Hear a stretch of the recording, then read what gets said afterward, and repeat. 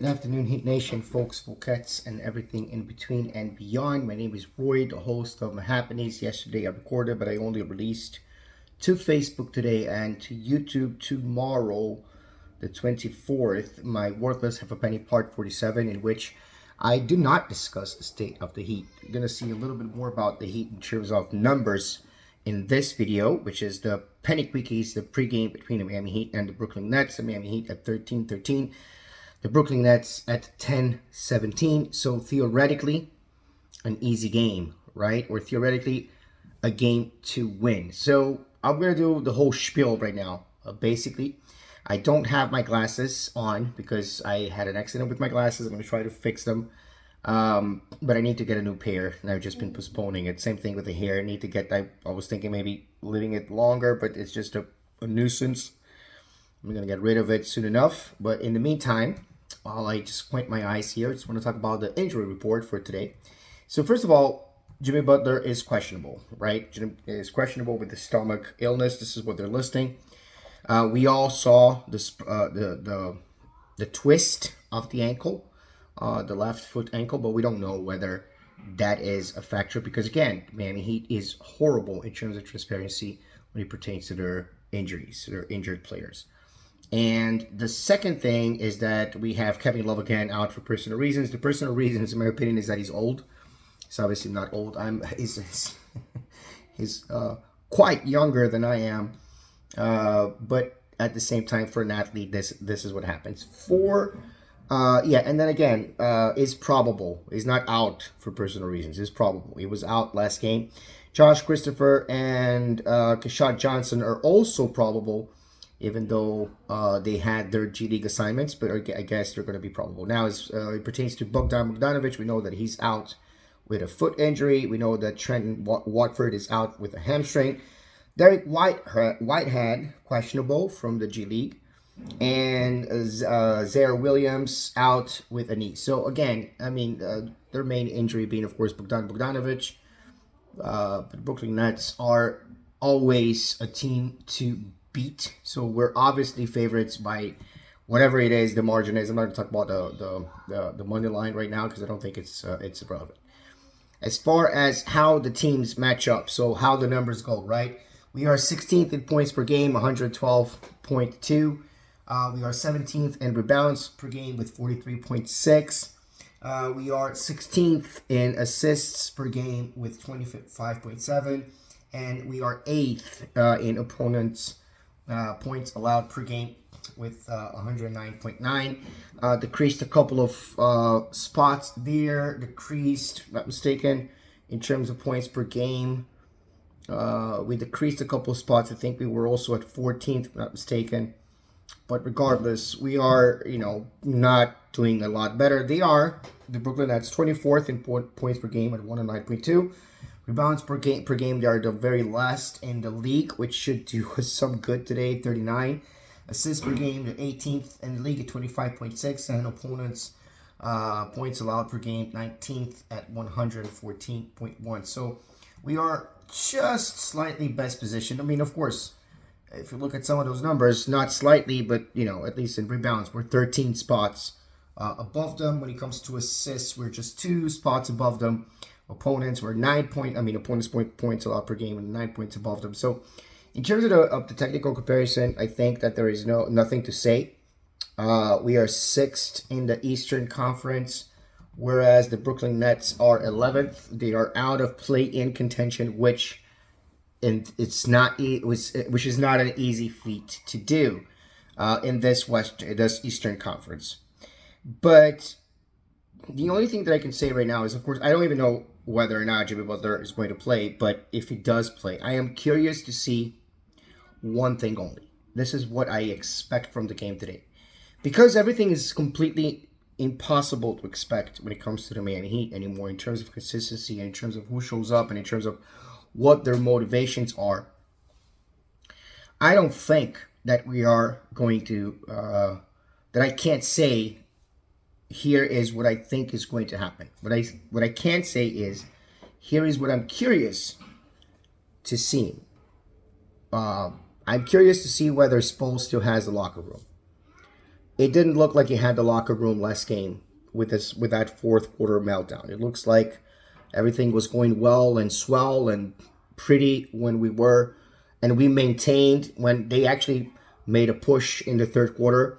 They got to 13 points within us. I mean, the Magic. And we brought that difference down to 22. I don't know what people say 25. It was 20. We were 106 to 84 to start the fourth quarter. And then they won that game. That was such a disappointing game that what I really felt was, number one, of course, a very weird starting lineup, even considering the absence of Jimmy and Love. Inconsistent minutes for Jovic, but also inconsistent play from him as a starting player. Highsmith falling out of the starting rotation makes no sense to me. Having, considered the fact that this was actually a very good starting lineup. Now I understand, without Jimmy you want to tweak a little bit, but anyway, it sounds very weird to me. And then all of a sudden, Drew Smith, who hasn't yet been converted from a two-way to a regular contract, which is what a lot of people assumed, that the Thomas Bryant moving to free up salary space so we could get, Drew Smith and still have some money before the 2nd April, but maybe waiting until the 2nd April doesn't count. I don't have a very, my understanding of the game of that part of the game is very, very basic, even more rudimentary than my understanding of the game in general. But the truth is that I am interested in seeing, those are the things that I do like and that I live for, kind of, right? What is the human side? What is happening with the Miami Heat? What kind of attitude are we going to see from Miami Heat players when they come to play today? What kind of attitude are we going to see from the Brooklyn Nets, having watched us melt down the way that we did? Imagine the confidence of any team now coming and understanding, okay, we're 10 points down, but the other team managed to win the game by 7 points after being down by 22. I know that we're down by 25 on average in the second quarter and the beginning of the third quarter, but then later on, it went to 20-22, and that's where we stayed, and that's where he should have been. We should have ended maybe at 10 points ahead at most, but we did the feature of being only 16th time that a team went and scored 8 points or under. Maybe not, because there are other times that maybe teams scored 8 points or under. I just looking at the ranks, and and that's what I saw. But let's say 20, right? It's not much more than that in 75, 76, 77 years of NBA.